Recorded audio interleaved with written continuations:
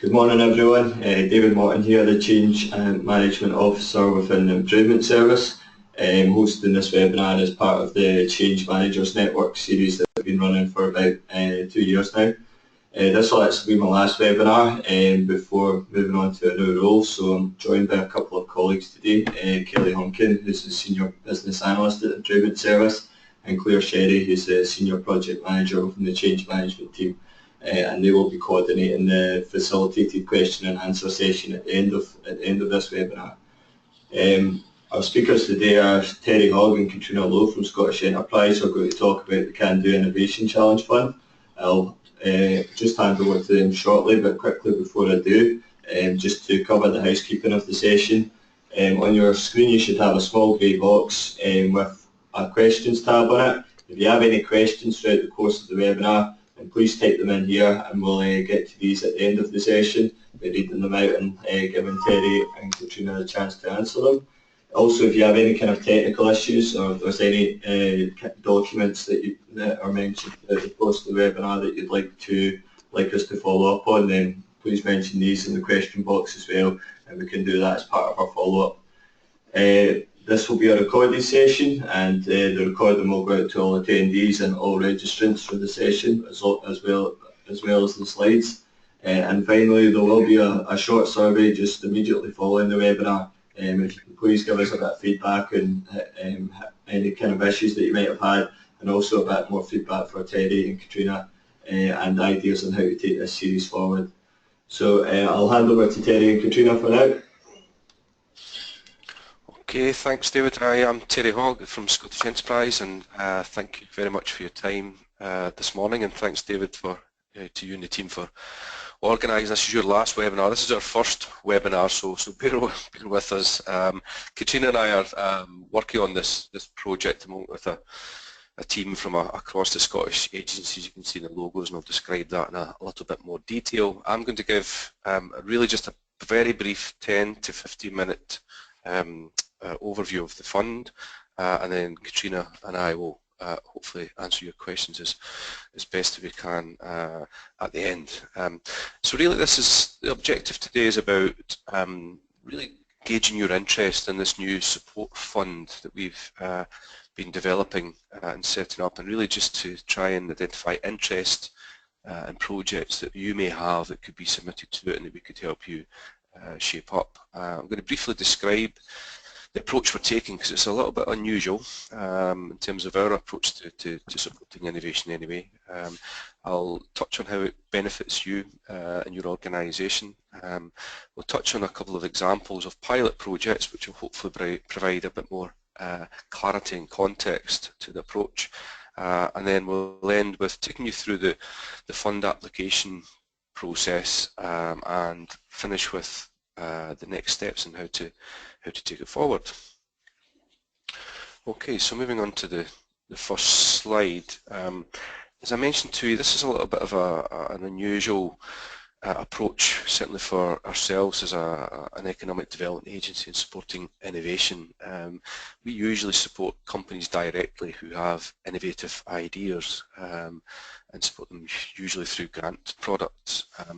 This is a different approach in that we and our partners are supporting you, the public sector, to help to identify your innovation challenges and then go to the marketplace to find companies who are able to develop innovative solutions that can resolve those challenges. So it's a little bit of a different approach for ourselves, and our pilot projects we'll touch on are proving it to be a very interesting and successful approach, and we hope to take it forward with yourselves. Now, the approach we've got here in diagrammatic form is really what it's all about in terms of the fund adopts a procurement of innovation approach, and basically what that is, as I described there, it starts with you, public sector organisation, with the innovation challenge, and we would help you to define that in a way that could be taken to the market, and then you can seek proposals from innovative companies and how they could resolve that by developing innovative solutions. Now, in this example, best to just to work through it, I think, just to explain it.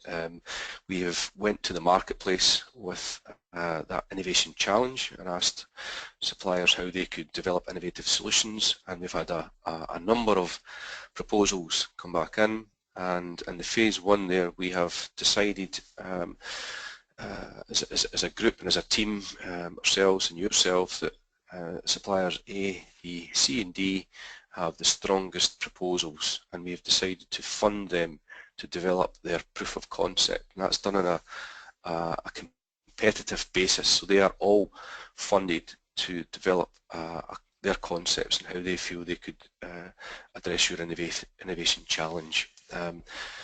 After those proof of concept projects and contracts are complete, there's an assessment process, and again we would work with you to select the best, in this case the best 3 of those 4, and then fund them on a competitive basis to develop prototypes.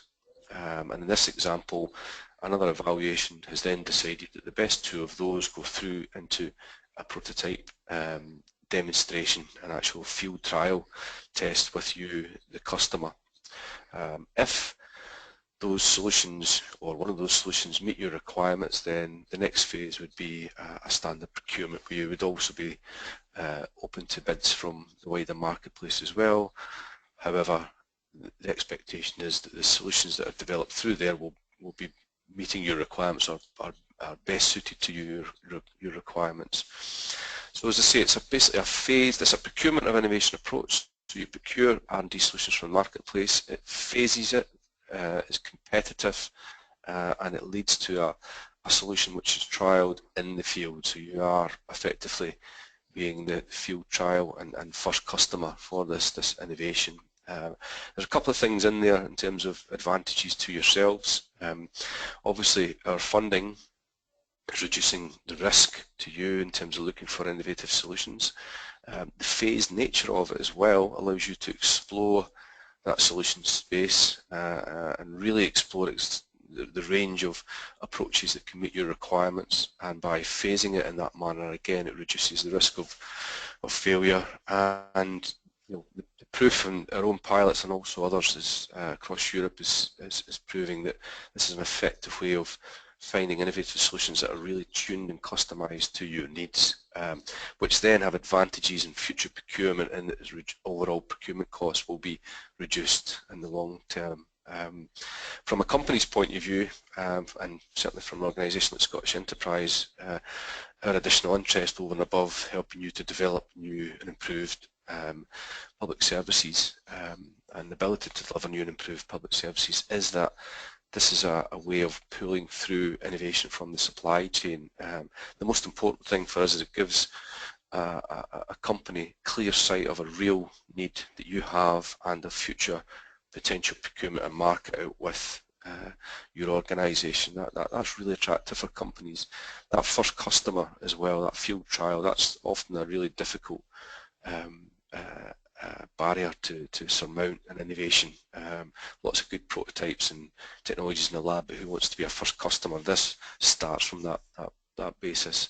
So as I say, it's a little bit of a different approach. It's a well tried and tested process across Europe and, as I'll explain, in the UK.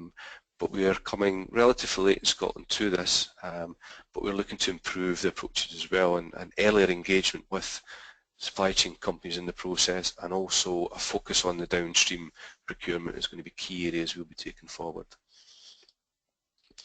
So just by way of example, just to very briefly, I'm not going to get into any detail on any of this, it's really just to try and give you a better sort of picture of what this means. So that's the process. We've been running through a few pilots just to try and help you to visualise how this works. First one there, we've been working with colleagues at Highlands and Islands and Scottish Water and ourselves, looking at a challenge to develop better filtration techniques, essentially to take some nasty chemicals out of the water supply. I'm not going into the details of the chemistry, but there's basically a process undertaken where we went to the marketplace and funded 7 companies to develop different approaches to that same problem. They were all funded about 30k over 6 months, to develop those proofs of concepts, and they're now funding 2 of the best solutions through into prototype development over a 12 to 18 month period, and roughly about 150k each to develop those projects. And obviously the key objective is then to have Scottish Water adopt, and then from our point of view there's a potential for them to then target the UK water treatment market and further afield. We're running a couple projects just now with the Scottish Government and NHS Scotland, one of which, first one is looking at improving how patients manage their diabetes, largely through a lot of education and e-health areas. We have just completed the phase 1 project where we selected 5 of the best proposals, funded them, again roughly 30k each over 6 months to develop a concept, and we've just selected, although we've not announced the winners yet, but we've just selected the best 2 to then take their concepts forward into trial with the NHS, and again they're running about 150k each over a 12-month period to get them tested and evaluated in situ. Likewise, we're looking at proven dermatology services, well-worn and well-recognised problem in the NHS about a finite set of consultants and experts and increasing demand, and we're wrestling with approaches that can address that. And we've just kicked off a process where we are now evaluating those proposals and looking to select 5 of the best ones, again through about a 30k 6-month feasibility process, again into about a 12-month 150k up to max of 2 of those concepts through into prototype demonstration. And those have been working with the acronym down there is the Small Business Research Initiative, or SBRI. So this is an established process which is legally robust to adopt this procurement of innovation approach. It's actually termed pre-commercial procurement, but again that's getting into sort of detail of procurement guidance and legislation, but the point is it's an existing robust legal process with all the documentation associated with it, all the infrastructure to help you through the process, and we've been making good use of that and will employ that within our fund going forward, certainly in the first instance, which gives you assurances that that's a process that from your organisation's due diligence point of view is say, legally robust. We've also been working with colleagues at Scottish Government on a smaller scale version of this in the digital space, looking at some challenges with Transport Scotland and SEPA. As you can see there, looking at improving digital services to provide sensors and tap into tourism opportunities on the A9 with Transport Scotland, and looking at improving air quality and flood modelling and forecasting with SEPA. Same process, out to the marketplace, selection of best concepts, fund them to proof of concept and fund them to prototype development, smaller scale, in the whole process was about 30k on these ones, so initially funding about sort of 2k for sort of proof of concept and then 15k for prototype development. So just to give you an idea of the process can flex and scale accordingly, and just to give you an indication of the range of innovation challenges that we've been working on. So yeah, so the new fund is basically a case of funding the pilots has proven that the approach is a good one in terms of the public sector partners getting access to companies' solutions that they wouldn't have previously. We're finding a real interest in the company base from this. Not surprisingly, as I'll explain a little minute, but we're looking to now scale this up and coordinate our activities. So it's very much a Team Scotland, which is a well-worn cliche, but it genuinely is partnership with ourselves, Scottish Government, Scottish Funding Council through their innovation centres in particular, and our colleagues at Highlands and Islands. So it's a pan-Scotland project. The fund will support you, the public sector, to address your innovation challenges. We recognise that this is a departure from normal business practice in the public sector, and there's good evidence that a central fund can really scale up the interest and activity in this area. In the first instance, we will be providing up to 100% funding for these challenges. We'll obviously be looking where possible to lever funding from yourselves. That'll start to tail off as people recognise the benefit and the approach, and we'll be on years 3 and 4, we'll be looking for a degree of investment, sort of 10 and 20% respectively. I should say at this point that the fund is committed to the Scottish Government's budget and an Innovation Action Plan, so we are off and running for next financial year, but we are currently discussing and agreeing the 4-year duration, so that's not in the bag yet. We are cracking on with the fund, and the fund will happen, but we're just negotiating with Scottish Government in terms of its duration, but that's certainly our aspiration at this point, so I don't want to undersell the opportunity to get involved now, but it's just to see there's some finer detail getting bottomed out. So yes, so in terms of the funding reduces your risk and optimises solutions we discussed earlier on, you really get to explore that solution space. But also there's real evidence there that it can improve service delivery and reduce costs, and just a wee snippet there from NHS England, who have been investing significantly in the Small Business Research Initiative programme over the last 5 years, and reaping significant reward from that. From the company base, as I mentioned to you, it provides an actual customer for the real market, and that's really attractive to companies, and that springboard into other markets is really important for us. It's a contract from the company's perspective, so it's not a grant, it's nothing to do with state aid, so they, if they're successful, receive 100% funding, and crucially they can retain the right to exploit the IP out with that initial application. There's a clause in there where you share the IP developed through the actual R&D project, but they retain the right to exploit it elsewhere. So if you're looking to develop your own IP and keep that IP, then this isn't for you. If you're looking to develop solutions and are quite happy with a company then selling on to other markets out with your own, then potentially it is attractive to you. And the last bullet points here, just to reassure you that it's not a leap in the dark, there's good evidence that this works, and we're basing it on sort of the best practice from across the globe, but particularly some recent experience for our colleagues in Wales and Northern Ireland who are running similar funds. I'm not going to go into detail, time doesn't allow it, and I'm going to send out the slides, but really just to show, as you can see there, I'm not going to go and describe them at this point, but just to show us a wide range of applications, digital, physical products, and a wide range of organisations behind them, so that the approach can be used very, very flexibly. These are some from Northern Ireland here as well that have been very active over recent years. And again, they're just to highlight the opportunity there.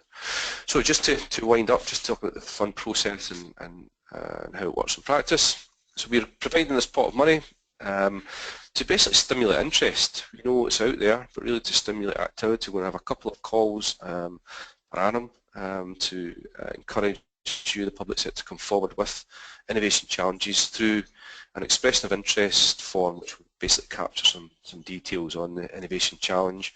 We will then review that and prioritise that based on its impact to you and your organisation, and also the potential for it to realise economic impact through company growth. We will then support you through this procurement of innovation funding, and we'll also support the businesses through our support services, but we also want to focus on that forward procurement and implementation piece as well. But also to highlight that, we've got a limited budget. We are sure that we'll get more innovation challenges that we can fund through it, but it's just to highlight we will be looking to support your innovation challenges through additional routes if for whatever reason it doesn't meet the requirements for the procurement of innovation funding. There are a lot of options open to us, and this is really about increasing the interest in the public sector to work with us on solving your innovation challenges and bringing companies on and supporting their innovation plans. So just to conclude, last slide, next steps. Key thing is we want to identify interest in this, and ideally folks will already be thinking, yeah, we have specific innovation challenges in mind, or it may be you need some help to identify and shape them up. We're very keen to do that.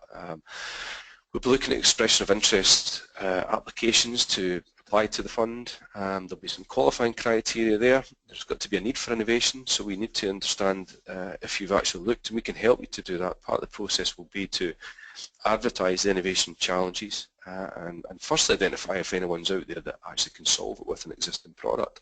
That may well be the case, and that would be great from your point of view.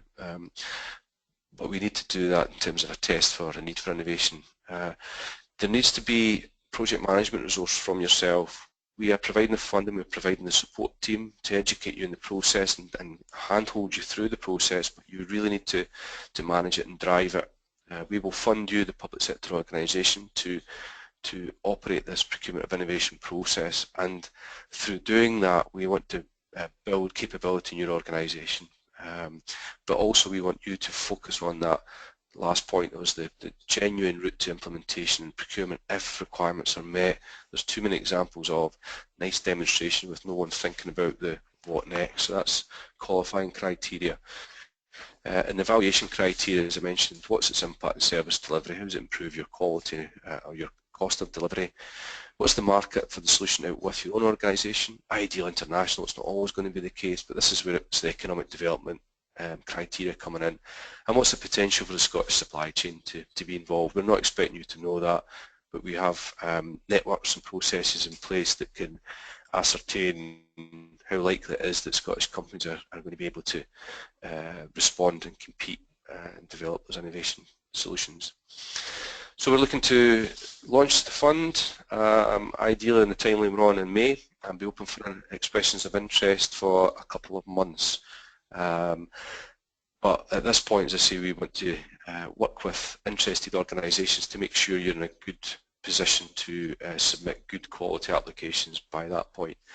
And yeah, key thing is if you're interested in the fund, you want to discuss it further, want to discuss specific challenges, or want to go through the expression of interest in detail, just get in contact with myself and we can facilitate that.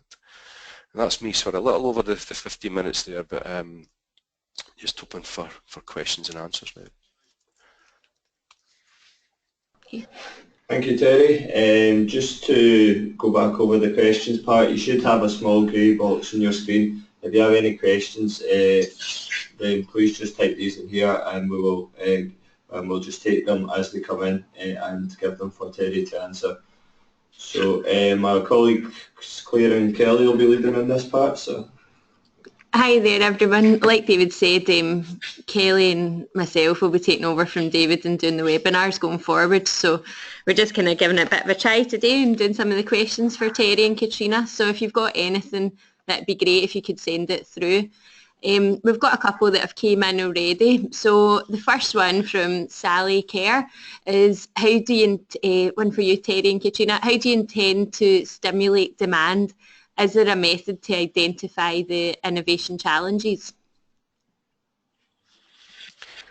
It's a very good question, and one of the challenges we have. I mean, we have been working with a number of organisations already on the pilot, so we've got a pipeline of developing challenges from NHS, from Glasgow City Council, Edinburgh City Council, Scottish Water, Transport Scotland, so Forestry Commission. They are at an early stage, but we also are working with our marketing colleagues, but also with Highlands and Islands, Scottish Funding Council, Scottish Government to market this through the various channels that we have. We're also looking to have a launch event once we bottom out the scale of the fund, that is. But it's a good point, and part of the discussions today is obviously part of that marketing. So we have what we feel is a good process in place, but we are very open to thoughts from the audience and opportunities from other networks that we may be able to tap into, because this will succeed or fail in our ability to get it to the right people who have the challenges. So it's a very good question. We're confident that we'll get enough to get us up and running, but we really need to focus a lot of effort on that. I don't know if Catriona's been working more on the marketing side. I'm not sure if she's got anything else she would like to add to that. No, I just echo that the interest is there. I think when you talk to people about the project, people think, oh wow, that's a really interesting project. But it's just making sure you can advertise it as widely as you can to as many organisations across all different levels of those organisations to find the people like yourselves who know what the issues and the challenges on the front lines, so to speak, are. So I've also been helping Terry in doing that, going out, meeting lots of different organisations and talking about early stage ideas. So I think we're confident we've got a lot of ones that hopefully will come to fruition, but it's just a matter of spreading the message. Okay, that's great. Thanks very much for that answer. We've got quite a lot of questions coming in, so I'll just start to kind of fire through them. So the next one we've got from James Andrew, and he's asking, is the funding to assist the product development up until final procurement rather than the actual product? Okay, I'll take that one. The initial process that we're adopting is the pre-commercial procurement process that the Small Business Research Initiative are helping us to administer through the processes. Now it funds the R&D from that initial proof of concept all the way through to that field trial with the customer. Then the guidance says that legally there's got to be a break point there and a separate procurement exercise, which would be standard practice for the public sector organisation involved. Our funding would fund the R&D part, so that part up until the final field trial and demonstration. Okay, great. Thanks, Terry. Next question from Mike McLean. Would you work with a consortium of councils? It's a great question. Ideally, yes, that would be fantastic. I think the processes we have in place are such that we have a legal contract and distribute funds to a single entity. So that would be our preference. I'm not saying we couldn't look at some collaborative variation on that, but I think where the question's coming from, we're already sort of identifying areas where councils could collaborate because there's common challenges. One we're looking at just now with Glasgow, Edinburgh, Highland Council are interested, so are Aberdeen, so are NHS is on the well-known issue of adult social care, assisted living. It's not bottomed out entirely, but we're feeling that we can define a common challenge. One local authority could lead, perhaps other local authorities could contribute to that, but one local authority could lead the project. Other local authorities could collaborate, share the learning, but also importantly I think is if the solution is successful, you've got 32 local authorities who would be well placed to roll out a solution ideally. So we are very keen in identifying opportunities like that. Okay. Just to add to that quickly, interestingly, I visited colleagues in Ireland, and they had several submissions from councils in Ireland who all basically wanted to run the same challenge. So they turned around and said, right, you guys team up. So there is evidence of that happening elsewhere. Okay, thank you. Moving on to the next one, we've got a couple from Molly Kerr. Firstly, she was asking what the value of the fund is, and then secondly, what type of challenges and values are you expecting? Okay, hi Molly. Well, we know Molly. We've been working with Molly on our Open Innovation programme, so thanks for the question, Molly. Yeah, the scale of the funding, as I say, this is still to be bought out in terms of the 4-year. Is a £21 million funded project over 4 years. But breaking it down into the first year, what we're looking at is a fund that ramps up. So this first year fund is around about 1.8 million, and then it sort of ramps up as you would expect. So in terms of the actual project size, it's a good question, and to a certain extent we're not really sure.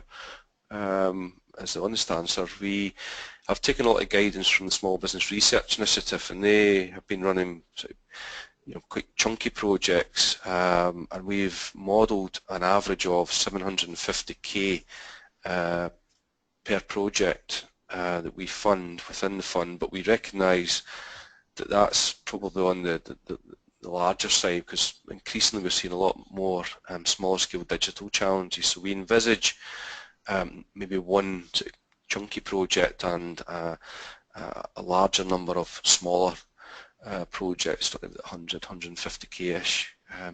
But in all honesty, this is a bit of a innovation in action here. We want to flush out the best challenges, understand what they need in terms of resources to take them forward, ideally fund them through this fund, but we're open to the idea that if bigger challenges come through, no guarantees, but we wouldn't like to lose them. We could bring other folks in to see if there was a case for funding support over and above this fund, because we're not kidding ourselves on. It seems like a lot of money, and I'm not belittling it, but in relation to what other countries are doing and where we're trying to go with this, it's a small step from our initial pilots. But that's a bit of a long-winded, not really sure, Molly. Okay, thanks, Derry. Okay, we've got another question through from Alison Hodge, and she was asking, is there opportunities for the third sector to provide solutions, or is it only for private enterprise? It is a very good question, and there's nothing to stop the third sector applying to provide solutions, no. One of the things that would come into it, though, as you would expect, is the ability for whoever secures the contracts to commercialise those contracts. That doesn't necessarily have to be done on a for-profit basis, but there need to be some clear evidence that the entity securing the R&D contract could implement and roll out the solution in an effective manner, bearing in mind what we are looking at is not just the ability to deliver an improved solution to the public sector, but we're attempting to have this sort of double whammy policy, where we can support economic development. We support the third sector and social enterprises and cooperatives as well here at Scottish Enterprise, so it's not all about private sector companies, I should stress, but the key thing is the company in a shape where they could realise the full benefit of the solution, either directly themselves or by partnering up with others to roll out the implementation and to access the other markets that we're looking for. This isn't just about supplying a solution to you, the public sector challenge sponsor. It's about, is there markets out with that the winning organisation could exploit. Okay, thanks, Terry. And kind of leading on, we've got kind of two similar questions coming through from Tom Houston and Jenny Scotstoun. And they're wanting to know, in terms of the solutions, is it actually about kind of physical products, or could it be about delivering services? It could be very much the both of them. It's about an improved solution. So, yeah, we've already in our pilots we have a mixture of distinct physical products, but also particularly in the service elements, we have sort of digital software enabled services which would be licensed. So physical product or service, it doesn't really matter, but the point is, again, that point of it being something that the organisation that's successful can then exploit elsewhere, either by the same arrangement and supporting a service implementation or rolling out in a different business model elsewhere. So it's agnostic in terms of the physical nature of the product, but the key things are it's got to make an impact on you, the public sector, but also be something that the company or organisation that develops it can exploit elsewhere.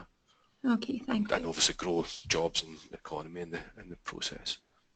Okay, we've got another question through from Mike McLean. Do you use collaborative technology to develop ideas and share information?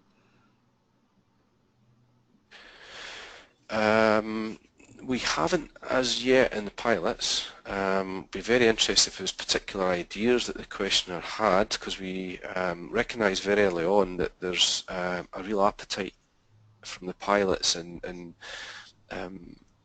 being supported to identify partners to collaborate with, irrespective of them managing the collaboration through technology and platforms. So probably the area we're very interested in and will be addressing is that matching exercise. How can we identify where companies may have some great ideas but just really need partners to provide a solution which can can succeed in terms of the bid. And there is technology that we're looking at for our colleagues who run what's called Enterprise Europe Network, where they have a IT platform which facilitates this, and we're looking to employ that in the fund going forward.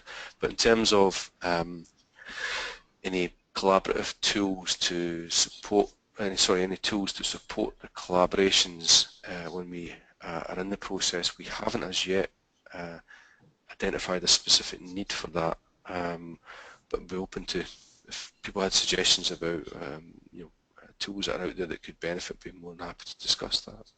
Okay, thank you. Get a question through from Andy Wilkins, and he's asking, in our kind of earlier question there, he was wanting to know, is there any way to get sight of the challenges that are already being funded in case anybody's interested in them, or in case it's some input they could have, as it might be something they're already working on?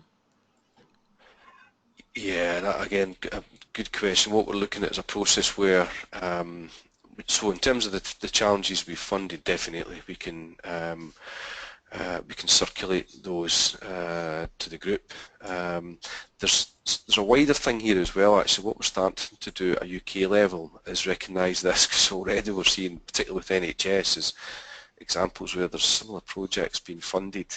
So we recognise this as an issue across the UK group we've got. But in terms of the fund coming in, what we're envisaging is the process of talking to you guys will allow us to suggest and make connections.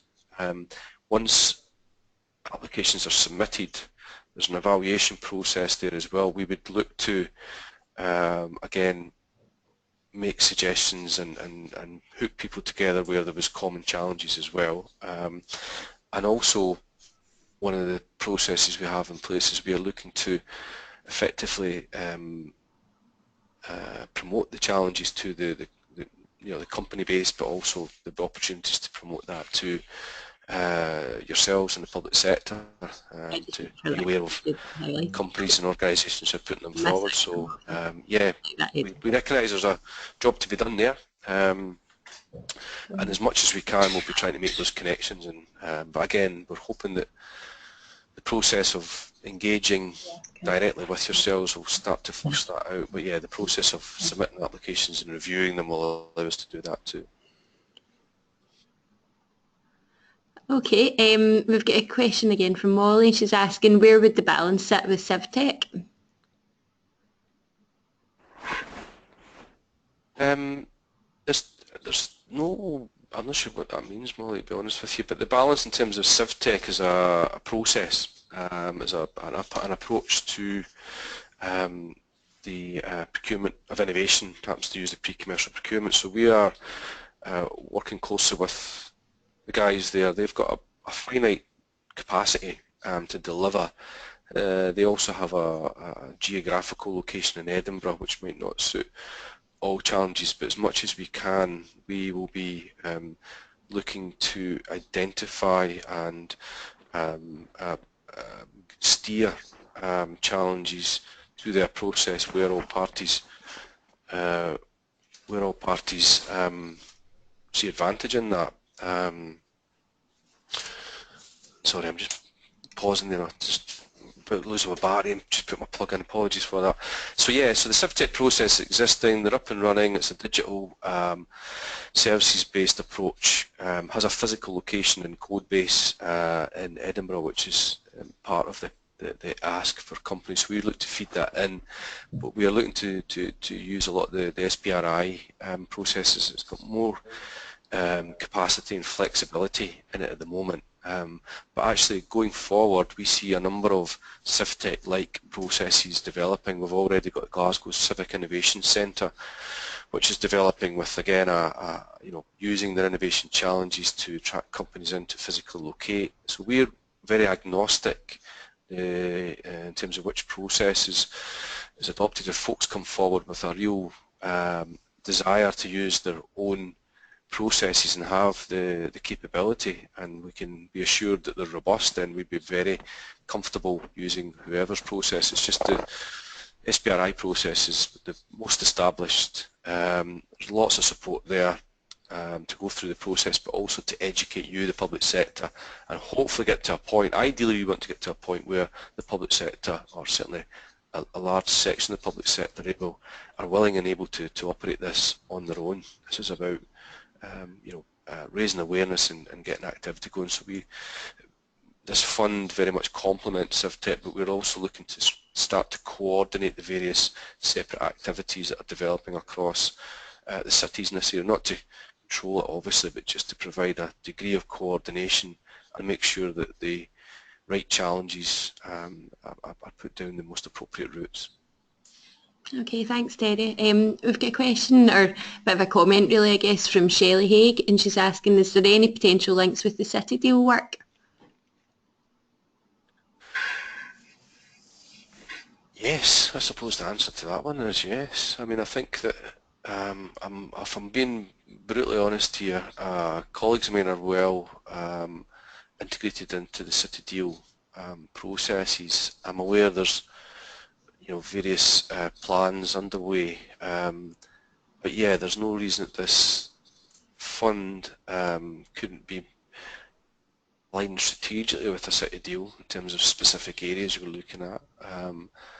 There's possibility where City Deal monies could be provided as match funding if that was appropriate, but maybe it's more appropriate in terms of looking at how the fund and the approach could benefit the strategic objectives of the City Deal plan. I think would probably be worth exploring. It's something I'm aware of, but in all honesty, I'm not sure of the detailed opportunities there. But again, if anyone has any interest in exploring that with us, I'd be very keen to do that. As I say, we've got colleagues who are managing all the various City Deal projects from our company's perspective. Okay, thank you. Jenny Scottson asking, is there any plans to share information on projects in the progress to enable others to watch and follow up on final solutions? Yes, not in any great detail, but that's something that we need to build in terms of communication, particularly when folks mentioned the likes of local authorities. If we've identified projects that have got applications further afield, we need to be a wee bit careful, obviously, in the initial stages in terms of commercial sensitivities. But one of the things we will have built into the process is the need for us to promote success and results and case studies. So yeah, that's part and parcel of the process, is to share best practice and learning. Okay, great, and that probably links back to Mike's question earlier about using collaborative technology, and he's came back to say you could use the Knowledge Hub as well if you wanted in terms of that, for sharing, I guess, information or whatever on the projects. Okay, we've got another question from Mike Patterson. He's asking when they're likely to see the fund application forms. Well, if you come back to us on the basis of your interest in innovation challenges, we can start to talk, discuss and share the drafts at this point. I'm just being honest, we're just sort of fine-tuning a sort of presentation of it. The fund is looking to launch in May, so that'll be the sort of external, here they are, here's the forms and whatnot, but basically from now we can start to work on them. They're not going to change radically, so the material that we're asking for and that we'll be using to evaluate the challenges will be the same. It's just the final form. We're just working through the partners just to polish them at the moment. Okay, we've got another question from Jenny, which is quite similar to one of the previous ones about working in partnership with councils to put in an application, which I guess is kind of slight angle she's saying is, what would there be scope if councils were going for different final solutions? Okay, just trying to think if I'm going to answer this correctly. So I'm assuming, but there would need to be a common challenge, I think, so a common spec.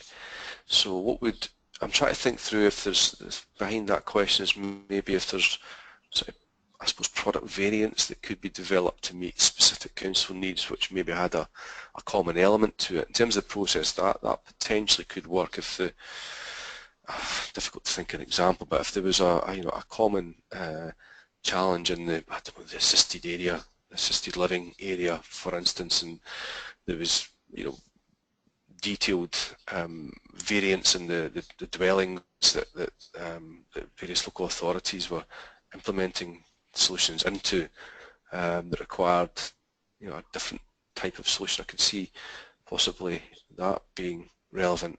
I think from our point of view, it's really about, is there a common challenge that can be exploited if it needs to downstream, particularly the very late stages, require the development of variants, then that should be okay. I suppose the question would be making sure that it is one development rather than separate projects. I suppose the question would be how common is the challenge, what's the degree of variation, and is there a possibility for a technology platform or a modular solution to be developed that could then be customized. So like all these things, devil's in the detail, but in the spirit of the approach, it should be should facilitate that. Yeah, I'd be interested to talk through the detail of that, to be honest with you. That's great, Terry. Well, I think that's us kind of went through all the questions that we've received, and there was a couple overlaps, so hopefully I've kind of managed to capture them all together for you. So thanks very much for everyone asking the questions and for the answers, Terry and Catriona. That's been really helpful. And I think that's everything. Please just to stress that if for whatever reason folks haven't answered the questions, or I've not answered particularly those latter questions very effectively, please come back to us. And in general, the key thing today was just to float the developing fund, to gauge interest, and if you are interested in discussing it further, please get in contact with us. We're very keen to discuss your ideas, help you shape up the ideas, get to a point where, go back to one of the earlier questions, was we really need to be developing the pipeline here. That's great, thanks Terry. Thank you very much, Terry. A big thank you to yourself and Catriona for presenting today. Just quickly to showcase the Change Managers Network just at the end of the webinar. We exist mostly as a knowledge hub group, and if you want to, our membership is open to all public service employees, so if you want to join and keep up to date with each webinar that we're running or access the details from this webinar, then please feel free to join us via the Knowledge Hub.